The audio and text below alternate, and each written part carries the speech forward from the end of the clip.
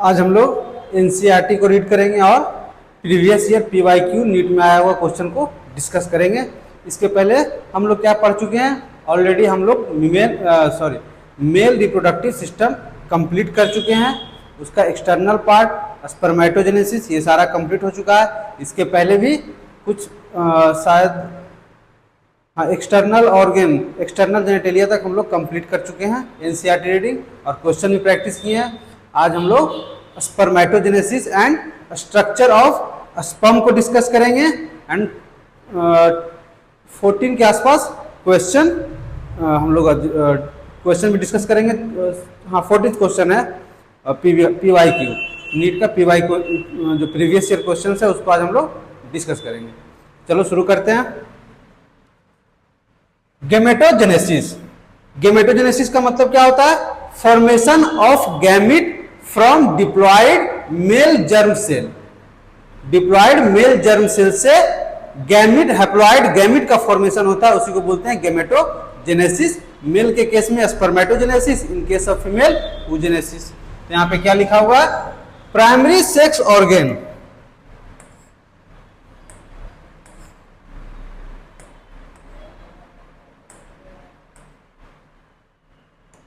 क्या लिखा हुआ? Primary sex organ the testis is the male and the ovary in the female. Primary sex organ किसको बोला जा रहा है? मेल के केस में टेस्टिस को बोला जा रहा है और फीमेल के केस में ओवरी को बोला जा रहा है। That is sperm and ovum respectively. Sperm किससे रिलीज होगा? टेस्टिस से, और ओवरी से ओवम रिलीज होगा। By the process called gametogenesis. Gametogenesis bird दोनों के लिए आ सकता है, मेल के लिए भी आएगा और फीमेल के लिए भी आएगा। मेल के लिए उस बर्ड को क्या बोलेंगे? स्पर्मेटोजेनेसिस, और फीमेल के लिए oogenesis। अब पार्टिकुलरली हम लोगों को पढ़ना क्या है? स्पर्मेटोजेनेसिस। तो स्पर्मेटोजेनेसिस होता कहाँ है? टेस्टिस में होता है। तो testis the immature male germ cell spermatogonium. जो मेल जर्म सेल है उसको क्या बोलते हैं? स्पर्मेटोगोनियम बोलते हैं। Produce sperm by spermatogenesis. Spermatogenesis process के थ्रू स्पर्म का फॉर्मेशन करवाता है कौन? स्पर्मेटोगोनिया या स्पर्मेटोगोनियम सिंगुलर में बोलते हैं तो स्पर्मेटोगोनियम, और प्लुरल में स्पर्मेटोगोनिया। तो स्पर्म का फॉर्मेशन किसके द्वारा करवाया जा रहा है? मेल जर्म सेल के द्वारा करवाया जा रहा है। और उसमें भी उसको नरिशमेंट प्रोवाइड कौन करेगा? Sertoli cell. हम लोग पहले ऑलरेडी हम बता चुके हैं कि जो सेमनीफेरस ट्यूब्यूल होता है, सेमनीफेरस ट्यूब्यूल का जो वॉल होता है, जो इंटरनल लाइनिंग होता है, वो दो टाइप ऑफ सेल से बना होता है। एक होता है male germ cell spermatogonium and another one is Sertoli cell. Spermatogonium is responsible for the spermatogenesis और Sertoli cell responsible for the nourishment of developing sperm. तो क्या हुआ यहाँ पे? स्पर्म प्रोड्यूस कर रहा है male germ cell through spermatogenesis that begins at puberty. Puberty आने पे क्या स्टार्ट होता है? प्यूबर्टी आने पे स्टार्ट होता है स्पर्मेटोजेनेसिस स्टार्ट होता है। Spermatogonia singular spermatogonium present on inside wall of seminiferous tubule. हम क्या बताए थे? ये देखो सेमनीफेरस ट्यूब्यूल है, ये coiled structure seminiferous tubule, seminiferous tubule. इसका जो इंटरनल लाइनिंग है, या बोल सकते हैं wall of the seminiferous tubule, इसका जो वॉल है ये बना होता है दो टाइप के सेल से, एक पिंक और एक पर्पल कलर ले लेते हैं। यहां पे क्या होगा? दो टाइप के सेल से बना होता है। एक मान लो है सर्टोली सेल, इसका फंक्शन क्या है? नरिशमेंट या न्यूट्रिशन प्रोवाइड करना, provide nutrition to the developing embryo. और एक दूसरा क्या हो गया? मेल जर्म सेल, ये दूसरा क्या है, मेल जर्म सेल, या फिर इसी को बोल सकते हैं क्या, स्पर्मेटोगोनियम। स्पर्मेटोगोनियम बोल सकते हैं। इससे किस चीज का फॉर्मेशन होगा, इससे स्पर्म का फॉर्मेशन होता है through the process of meiosis. तो क्या बोल रहा है, जो इंटरनल उसका जो वॉल है, सेमनीफेरस ट्यूब्यूल का जो वॉल है, इंटरनल वॉल है, वो दो टाइप के सेल से बना होता है। एक को बोलते हैं स्पर्मेटोगोनियम मेल जर्म सेल और दूसरे को बोलते हैं सर्टोली सेल। दोनों का फंक्शन भी बता चुके हैं। तो क्या बोल रहा है, inside the wall of seminiferous tubule multiply by mitotic division. इसके पहले बुक में क्या लिखा हुआ है, मियोसिस के थ्रू स्पर्म बनता है, लेकिन पहले क्या होगा, माइटोसिस हुआ, देन आफ्टर मियोसिस होगा। And increase in number, each spermatogonium is diploid. जो स्पर्मेटोगोनियम होगा वो क्या होगा, डिप्लॉयड होगा। तो उसके अंदर कितना क्रोमोसोम होता है, 46 chromosomes. Some of the spermatogonium called primary spermatocyte. जो स्पर्मेटोगोनियम होता है, मेल जर्म सेल होता है, उसमें पहले क्या होगा, उसमें पहले माइटोटिक डिवीजन होता है and spermatogonium increases its number, वो अपना नंबर इंक्रीज करवाएगा। Then after some of the spermatogonium convert into primary spermatocyte. उसमें से कुछ जो होगा वो किसमें कन्वर्ट होगा, प्राइमरी स्पर्मेटोसाइट में कन्वर्ट होगा। और प्राइमरी स्पर्मेटोसाइट में मियोसिस फर्स्ट का डिवीजन होता है और किसमें कन्वर्ट हो जाता है, सेकेंडरी स्पर्मेटोसाइट में। यहां पे क्या बोल रहा है, some of the spermatogonia called primary spermatocyte. कुछ स्पर्मेटोगोनिया होगा वो क्या, किस चीज में कन्वर्ट होगा, प्राइमरी स्पर्मेटोसाइट में। Periodically undergoes meiosis. तब प्राइमरी स्पर्मेटोसाइट का क्या होगा, मियोसिस फर्स्ट होगा, मियोसिस होगा। ये primary spermatogonium complete the first meiotic division, reductional division. Reductional division का मतलब क्रोमोसोम नंबर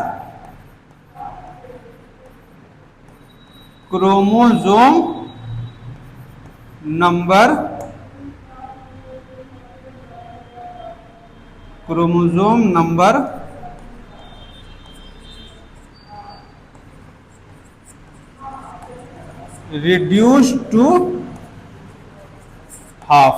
वो क्या होगा, हाफ हो जाएगा, मतलब 46 था वो किसमें कन्वर्ट हो जाएगा, 23 में। रिडक्शन हो जाएगा क्रोमोसोम का, leading to formation of two equal haploid cell called secondary spermatocyte. ये जो प्राइमरी स्पर्मेटोसाइट है, प्राइमरी स्पर्मेटोसाइट, ये किसमें कन्वर्ट हो जाएगा, सेकेंडरी स्पर्मेटोसाइट में। सेकेंडरी स्पर्मेटोसाइट में प्राइमरी स्पर्मेटोसाइट मान लो एक है, 2n स्ट्रक्चर, तो ये किसमें कन्वर्ट होगा, दो सेकेंडरी स्पर्मेटोसाइट में कन्वर्ट होता है।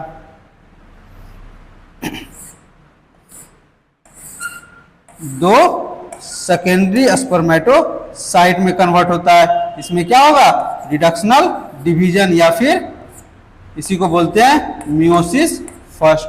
मियोसिस फर्स्ट से क्या कन्वर्ट होगा, सेकेंडरी स्पर्मेटोसाइट में कन्वर्ट होगा, वो हैप्लॉइड रहेगा। यहां पे क्या हुआ, मियोसिस फर्स्ट।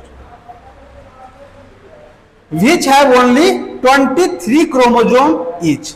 दोनों में क्या प्रेजेंट होता है, एन हैप्लॉइड स्ट्रक्चर है, तो दोनों में क्या कितना कितना क्रोमोसोम प्रेजेंट होगा, 23 and 23 chromosome present in each secondary spermatocyte. दोनों सेकेंडरी स्पर्मेटोसाइट में क्या होगा, 23 एंड 23 क्रोमोसोम प्रेजेंट होगा। Which have only 23 chromosome in each, the secondary spermatocyte undergo second meiotic division। ये क्या बोल रहा है, सेकेंडरी स्पर्मेटोसाइट है, इसमें क्या होगा, सेकेंड मियोटिक डिवीजन होगा, मियोसिस 2 इसको बोलते हैं। इससे क्या बनेगा, सेकेंडरी स्पर्मेटोसाइट से बनेगा स्पर्मेटिड बनेगा। मतलब एक सेकेंडरी स्पर्मेटोसाइट से दो स्पर्मेटिड का फॉर्मेशन हो रहा है। एक सेकेंडरी स्पर्मेटोसाइट से दो स्पर्मेटिड का फॉर्मेशन हो रहा है। मतलब कितना स्पर्मेटिड बना? 4 स्पर्मेटिड बना। तो एक प्राइमरी स्पर्मेटोसाइट से 4 स्पर्मेटिड बनेगा और इसी चारों स्पर्मेटिड से 4 स्पर्मेटोजोआ का फॉर्मेशन होता है। तो क्या बोल रहा है? Divide two produce 4 equal haploid spermatid. ये चारों क्या होगा? इक्वल हैप्लॉइड स्पर्मेटिड का फॉर्मेशन हो रहा है। What would be the number of chromosome in each spermatid? अब ये बताओ कि हर एक स्पर्मेटिड में क्रोमोसोम का नंबर कितना होगा? मियोसिस 2 के बाद हर एक क्रोमोसोम में हर एक स्पर्मेटिड में क्रोमोसोम का नंबर 23 होता है, क्योंकि वह हैप्लॉइड स्ट्रक्चर है। तो यहां पे क्रोमोसोम का नंबर क्या होगा? 23 हो जाएगा। 23, यहां भी 23, यहां भी 23, यहां पे 46। तो जो स्पर्मेटिड है वो हैप्लॉइड स्ट्रक्चर है, इसीलिए उसमें क्रोमोसोम का नंबर 23 होता है।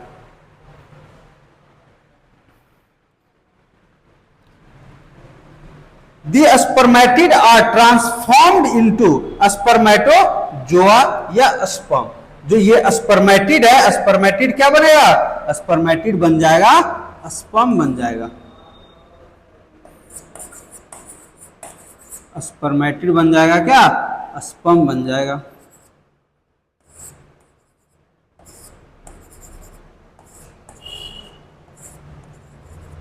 स्पर्मेटिड किसमें कन्वर्ट होगा? स्पर्मेटिड कन्वर्ट हो जाएगा स्पर्म में। इसी को क्या बोलते हैं? स्पर्मेटोजोआ बोलते हैं।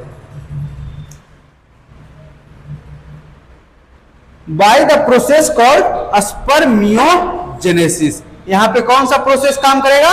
स्पर्मियोजेनेसिस का प्रोसेस काम करता है। Maturation of sperm is known as spermiogenesis. तो जो स्पर्मेटिड है वो किस में कन्वर्ट हो रहा है? स्पर्म में कन्वर्ट हो रहा है। मतलब क्या हुआ यहां पे? यहां पे मैच्योरेशन ऑफ स्पर्म हुआ। ये क्या है? मैच्योरेशन का प्रोसेस हुआ। Maturation of sperm is known as spermiogenesis. इसको क्या बोलते हैं?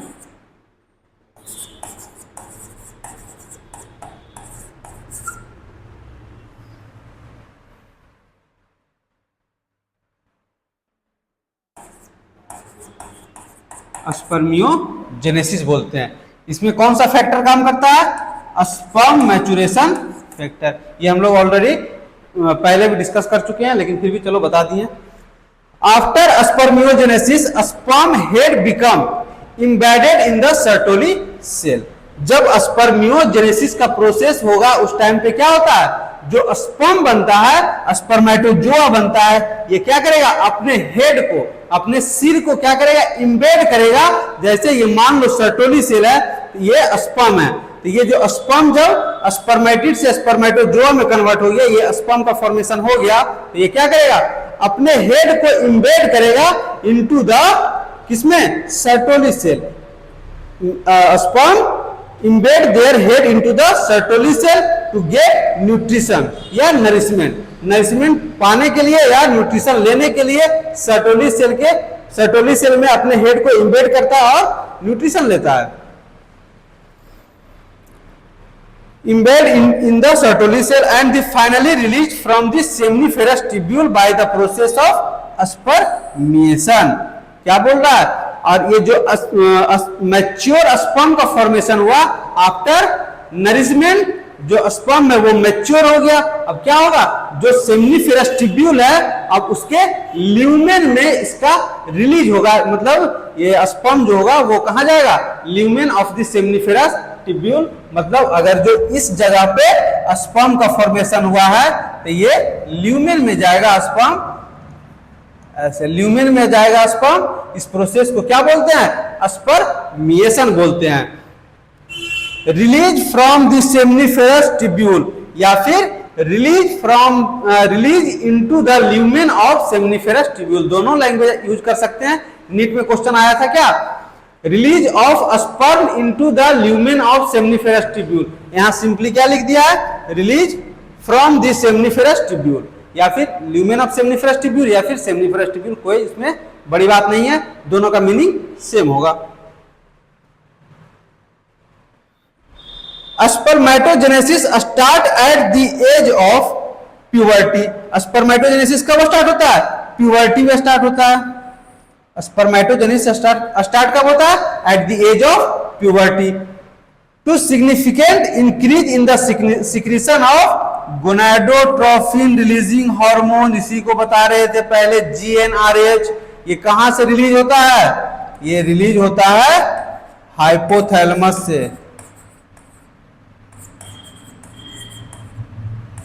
ये रिलीज होता है कहां से, हाइपोथैलेमस से होता है। This if you recall in a hypothalamic hormone the increase level of GnRH then act at the interior pituitary. और क्या बताए थे, गोनाडोट्रोफिन रिलीजिंग हार्मोन का एक्शन किस पे होता है, एंटीरियर पिट्यूटरी पे होता है। और एंटीरियर पिट्यूटरी से क्या रिलीज होगा, FSH एंड LH। तो यहां पे क्या लिखा हुआ है, स्टिमुलेट करता है secretion of gonadotrophin LH and FSH।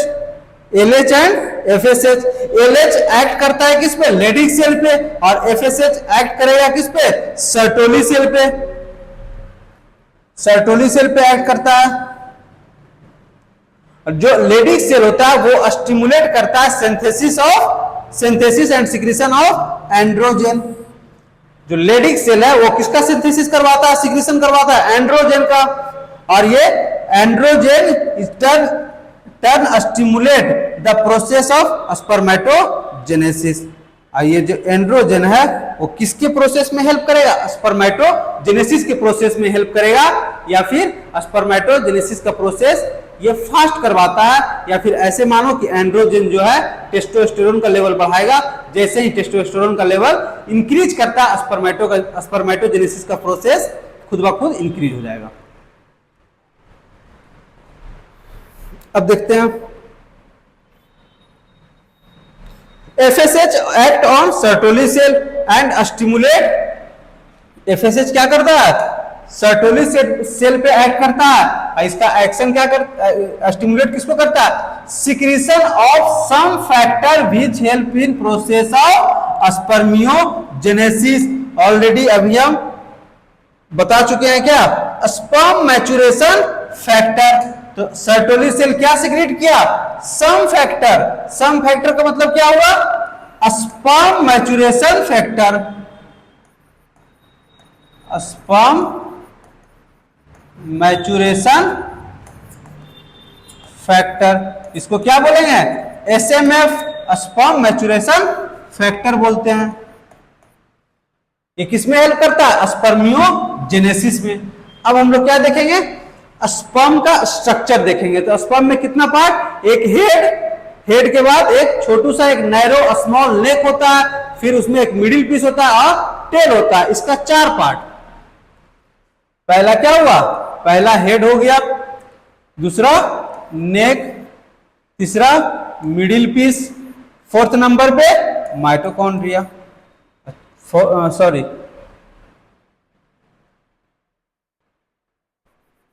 4th number पे टेल आ जाएगा। मिडिल पीस में ही प्रेजेंट होता है ना माइटोकॉन्ड्रिया। तो देखो क्या लिखा हुआ है स्ट्रक्चर ऑफ स्पर्म के बारे में, it is microscopic structure composed of head. इसमें क्या क्या रहता है, हेड रहता है, नेक रहता है, एक मिडिल पीस होता है और एक टेल होता है। एक plasma membrane envelop the whole body of the sperm. ये जो स्पर्म बना हुआ है इसका जो सबसे बाहर का जो लेयर है उसको क्या बोलेंगे, प्लाज्मा मेम्ब्रेन। और यही प्लाज्मा मेम्ब्रेन क्या करेगा, पूरे बॉडी को कवर करता है। Envelop the whole body of sperm, the sperm head contain an elongated haploid nucleus. इसके हेड में क्या प्रेजेंट है, इसके हेड में एक हैप्लॉइड इलोंगेटेड न्यूक्लियस प्रेजेंट है, जिसके अंदर क्रोमोसोमल मटेरियल होगा। ये क्या होगा, हैप्लॉइड होगा। हैप्लॉइड होगा मतलब इसके अंदर 23 3 क्रोमोसोम प्रेजेंट होगा, क्रोमोसोम्स 23 क्रोमोसोम्स प्रेजेंट होता है।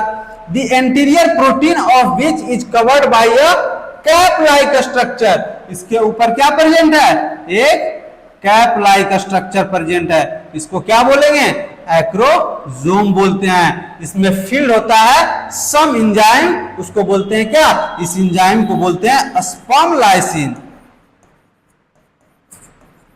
इसमें जो भरा होता है एंजाइम उसको क्या बोलते हैं, sperm lysin, that help fertilization of ovum. ये किस में हेल्प करता है, ओवम के फर्टिलाइजेशन में हेल्प करता है। इसी स्पर्म लाइसिन के थ्रू जो oocyte होता है, सेकेंडरी oocyte होता है, उसके चारों तरफ उसके अराउंड लेयर्स प्रेजेंट होते हैं, कोरोना रेडियाटा का और जोना पेलोसिटा का, हाइलुरोनिक एसिड का। ये सब को ब्रेक करने में हेल्प कौन करेगा, यही स्पर्म लाइसिन करता है। The middle piece possess numerous mitochondria, middle piece में क्या प्रेजेंट है, माइटोकॉन्ड्रिया प्रेजेंट है। ये भी कैसे अरेंज होता है, स्पाइरली अरेंज होता है, which produce energy for the movement of tail that facilitate sperm motility. मतलब क्या बोल रहा है, ये माइटोकॉन्ड्रिया जो है ये कैसा काम कर रहा है, पावर हाउस की तरह काम कर रहा है।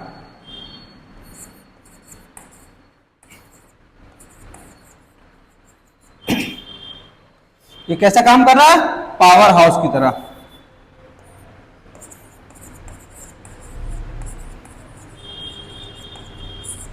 Power house of the sperm, ये powerhouse of the sperm की तरह काम कर रहा है, क्योंकि ये एनर्जी प्रोवाइड करता है in the form of ATP which produce energy for the movement of tail. ये जो एनर्जी देगा वो किस चीज में हेल्प करता है, मूवमेंट ऑफ द टेल में, and that facilitate sperm motility, जिसके कारण क्या होगा, स्पर्म में मूवमेंट आएगा, उसके टेल में मूवमेंट आएगा, तो क्या होगा, स्पर्म फॉरवर्ड डायरेक्शन में आगे बढ़ेगा। The human male ejaculate about 200 to 300 million sperm during a coitus। क्या बोल रहा है, एक क्वाइटस, एक सिंगल इजैकुलेशन में कितना स्पर्म का सिक्रीशन हो रहा है, 200 से 300 मिलियन स्पर्म रिलीज होता है इन अ सिंगल इजैकुलेशन। एक इजैकुलेशन में 200 से 300 मिलियन स्पर्म रिलीज होगा फॉर द नॉर्मल फर्टिलिटी। मतलब एक नॉर्मल फर्टिलिटी होने के लिए कितना स्पर्म चाहिए, 200 से 300 मिलियन स्पर्म चाहिए इन अ सिंगल इजैकुलेशन। जबकि एटलीस्ट 60% ऑफ स्पर्म, मतलब जो 200 से 300 मिलियन स्पर्म रिलीज हुआ उसमें से जो 60% sperm normal shape and size का होना चाहिए। तो क्या बोल रहा है, 60% of sperm must have normal shape and size, that and at least 40% of them must show vigorous motility या विगरस मूवमेंट। क्या बोल रहा है, 60% तो चाहिए नॉर्मल शेप एंड साइज का, लेकिन 60% का भी 40% क्या चाहिए, विगरस मोटिलिटी वाला। मतलब वो हाईली फिट एंड फाइन, वो रेस में सबसे आगे रहेगा। मतलब क्या हुआ, 40% ऑफ देम, मतलब 60% का भी 40% का क्या चाहिए, जिसमें कि विगरस मोटिलिटी होना चाहिए, वो बहुत तेज रफ्तार से वो आगे बढ़ेगा, स्विम करेगा। Sperm release from the seminiferous tubule, sperm कहां से रिलीज हो रहा है, सेमनीफेरस ट्यूब्यूल से रिलीज हो रहा है, are transported by the accessory duct. और इसका ट्रांसपोर्टेशन कहां से होता है, इसका ट्रांसपोर्टेशन होता है एक्सेसरी डक्ट से ट्रांसपोर्टेशन होता है, जिसमें हम लोग क्या बताए थे, रेटी टेस्टिस बताए थे, वासा एफरेंसिया बताए थे, एपिडिडाइमिस और वास डिफरेंस। और ये कॉमन इजैकुलेटरी डक्ट के थ्रू कहां आता है, यूरेथ्रा में आता है, और वो बाहर आ जाता है यूरेथ्रल मीएटस के through. Secretion of epididymis, Vasa एफरेंसिया, seminal vesicle and prostate are essential for maturation and motility of sperm। क्या बोल रहा है, secretion of epididymis, Vasa एफरेंसिया, seminal vesicle and prostate gland, ये सब जो प्रेजेंट होता है एक्सेसरी डक्ट और एक्सेसरी ग्लैंड जो प्रेजेंट होता है, ये किस में हेल्प करता है, maturation and motility of sperm में। स्पर्म में क्या बोल रहा है, जो स्पर्म रिलीज हुआ वो पूरे रास्ते क्या होगा, मैच्योर होते जाएगा, और मोटाइल मतलब उसी के थ्रू, उस रास्ते के थ्रू वो आगे बढ़ेगा। तो ये जो एक्सेसरी डक्ट और एक्सेसरी ग्लैंड है वो किस में हेल्प कर रहा है, maturation and motility of sperm में। This seminal plasma along with the sperm constitute the semen. Semen किसको बोलते हैं, सीमेन बोला जाता है, semen is equal to sperm plus seminal plasma. Semen बोलते हैं, स्पर्म और सेमिनल प्लाज्मा दोनों कंबाइन होकर क्या बनाता है, सीमेन बनाता है। The function of male sex organ, male accessory duct and glands are maintained by the testicular hormone androgen. ये क्या बोल रहा है, फंक्शन जो होता है मेल एसेसरी डक्ट का और ग्लैंड का, वो किसके द्वारा मेंटेन किया जाता है, टेस्टिकुलर हार्मोन एंड्रोजन के द्वारा मेंटेन किया जाता है।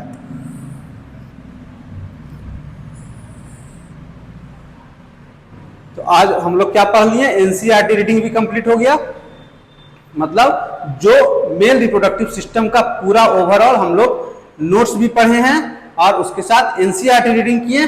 अब इसके बाद हम लोग क्वेश्चन प्रैक्टिस करेंगे इसी टॉपिक का। देखो नीट 2024 का क्वेश्चन है, इसमें क्या बोल रहा है, स्पर्मेटोजेनेसिस इज, स्पर्मेटोजेनेसिस क्या है, पहला formation of spermatocyte, transformation of spermiogenesis है, ये मिस्टेक नहीं करना है एग्जाम में।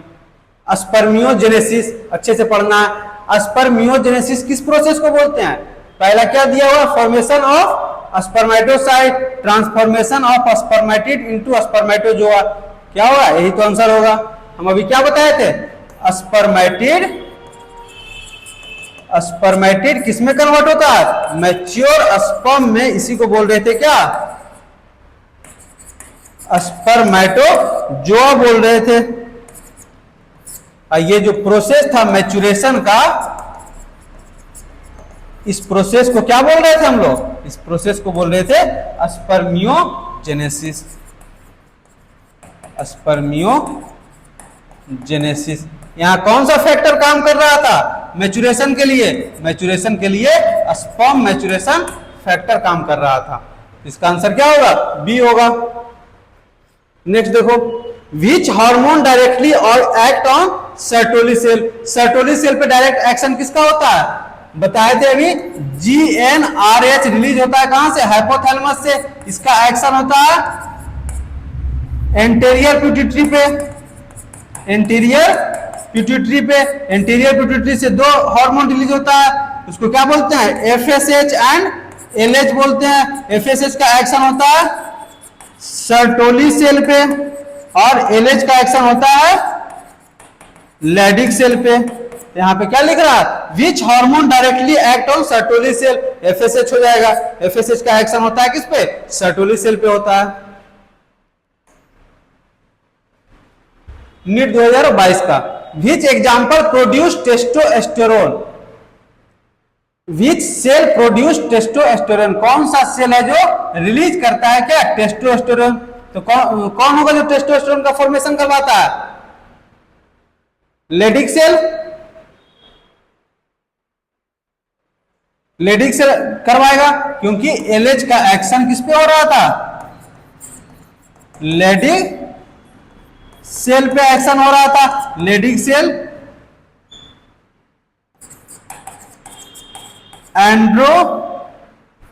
लेडिक सेल क्या सिक्रीट करवा रहा है, एंड्रोजन, और एंड्रोजन किस में मदद करता है, एंड्रोजन मदद करता है टेस्टोस्टेरोन के सिक्रेशन में, और टेस्टोस्टेरोन रिस्पॉन्सिबल होता है स्पर्मेटोजेनेसिस के लिए। इसमें एक और कंसेप्ट है कि लेडिक सेल क्या सिक्रीट किया, एंड्रोजन, और सर्टोली सेल रिलीज करता है एंड्रोजन बाइंडिंग प्रोटीन ABP, और एंड्रोजन बाइंडिंग प्रोटीन बाइंड करता है एंड्रोजन के साथ, और एंड्रोजन का कंसंट्रेशन बढ़ाता है किसमें, टेस्टिस में, और टेस्टिस के अंदर टेस्टोस्टेरोन का सिक्रेशन होता है। फिर वहां पे सेमिनिफेरस ट्यूब्यूल के अंदर क्या होगा, स्पर्मेटोजेनेसिस का प्रोसेस होगा, मतलब स्पर्म का फॉर्मेशन होगा। नेक्स्ट क्वेश्चन देखते हैं, 21 का है, नीट 2021, मियोसिस अकर इन, मियोसिस किसमें होता है, स्पर्मेटोगोनिया, स्पर्मेटोगोनियम तो माइटोसिस ना हो रहा था, तो अपना नंबर इंक्रीज कर रहा था, तो क्या होगा प्राइमरी स्पर्मेटोसाइट। क्या प्राइमरी स्पर्मेटोसाइट में क्या हो रहा था, मियोसिस फर्स्ट हो रहा था, उसके बाद मियोसिस फर्स्ट के दौरान क्या बना, 2 हैप्लॉइड स्ट्रक्चर जिसको बोल रहे थे सेकेंडरी स्पर्मेटोसाइट, और सेकेंडरी स्पर्मेटोसाइट में मियोसिस 2 होगा तो 4 स्पर्मेटिड का फॉर्मेशन होगा। तो एक स्पर्मेटिड से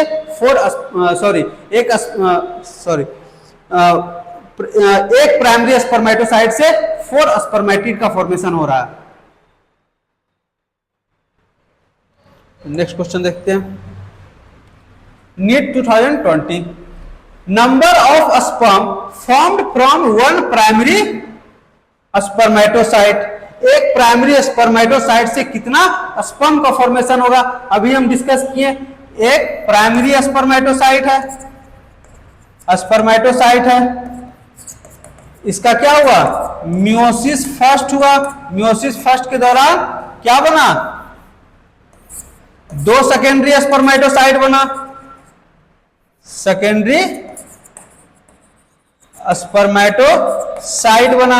इस 2 सेकेंडरी स्पर्मेटोसाइट का क्या होगा, मियोसिस 2 हुआ, मियोसिस 2 के बाद 4 स्पर्मेटिड का फॉर्मेशन होता है। इसी 4 स्पर्मेटिड से क्या बनता है, 4 स्पर्म बन गया। ये क्या हो गया, 4 स्पर्म का फॉर्मेशन हुआ। तो क्या बोल रहा है, कितना स्पर्म बनेगा, 4 स्पर्म बनेगा एक प्राइमरी स्पर्मेटोसाइट से। NEET 2019, Sertoli cell function, Sertoli cell का फंक्शन क्या है, hormone secretion, nutrition to the germ cell, या स्पर्म मोटिलिटी, या फर्टिलाइजेशन। सर्टोली सेल का क्या फंक्शन होगा, सर्टोली सेल क्या करता है, न्यूट्रिशन देता है किसको, Sertoli cells function, sperm motility, पहला क्या है hormone secretion, nutrition to germ cell, फिर क्या है sperm motility, fertilization. Sertoli cell का फंक्शन होता है क्या, न्यूट्रिशन का ही फंक्शन होगा। ये जर्म सेल की जगह हो सकता है क्या, जर्म सेल की जगह पे हो सकता है डेवलपिंग स्पर्म। जर्म सेल को थोड़ी देता है, जर्म सेल से तो बनता है स्पर्म ही बनता है। इसमें कुछ गड़बड़ लग रहा है। अच्छा, इसको कभी और डिस्कस कर लेंगे, नेक्स्ट क्लास में इसको हम डिस्कस कर लेंगे कि इसमें क्या आंसर एग्जैक्ट होगा। देखो 2018, एलएच स्टिमुलेट, एलएच किसको स्टिमुलेट करता है, लेडिक सेल को। ये सीधा सीधा पता चल रहा है, अभी जस्ट बताए हैं।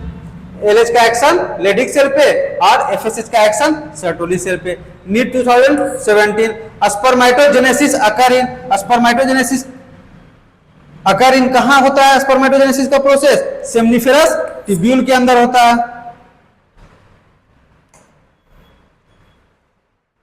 एग्रोजोम कंटेन, एग्रोजोम में क्या होगा, एग्रोजोम में स्पर्म लाइसिन प्रेजेंट होता है, सम एंजाइम्स प्रेजेंट होता है जिसको बोलते हैं स्पर्म लाइसिन बोलते हैं। इस एंजाइम को क्या बोलेंगे, स्पर्म लाइसिन बोलते हैं।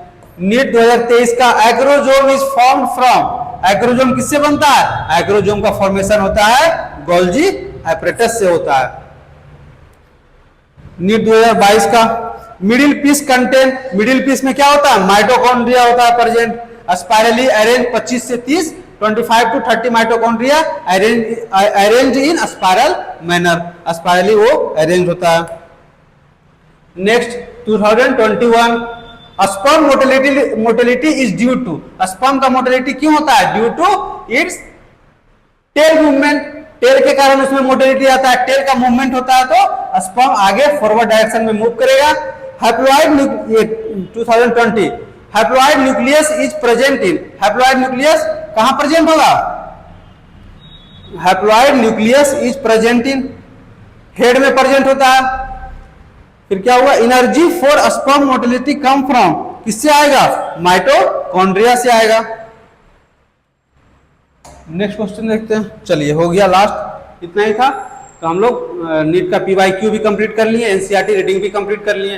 अब नेक्स्ट क्लास में हम लोग क्या पढ़ेंगे, फीमेल रिप्रोडक्टिव सिस्टम, मतलब एक new topic, fresh topic start करेंगे। क्या? Female reproductive system. उसमें भी फर्दर इसी मैनर से आगे बढ़ेंगे। पहले नोट्स पढ़ेंगे, उसके बारे में मतलब जो नोट्स है उसको पढ़ेंगे, फिर एनसीईआरटी रीडिंग करेंगे और उसके बाद क्वेश्चन प्रैक्टिस करेंगे। अब बहुत सारा क्वेश्चन प्रैक्टिस करेंगे, हर एक लाइन का क्वेश्चन बनाएंगे। एनसीईआरटी में हर एक लाइन से क्वेश्चन प्रेजेंट है, क्वेश्चन प्रेजेंट रहता है हर एक लाइन में, और हर एक लाइन से क्वेश्चन जो आता है उसको हम लोग कंप्लीट करेंगे। उसके साथ साथ PYQ भी कंप्लीट करेंगे, कहीं पे भी थोड़ा सा भी छोड़ेंगे नहीं, एक भी क्वेश्चन नहीं छोड़ेंगे। चलिए मिलते हैं नेक्स्ट लेक्चर में। Thank you.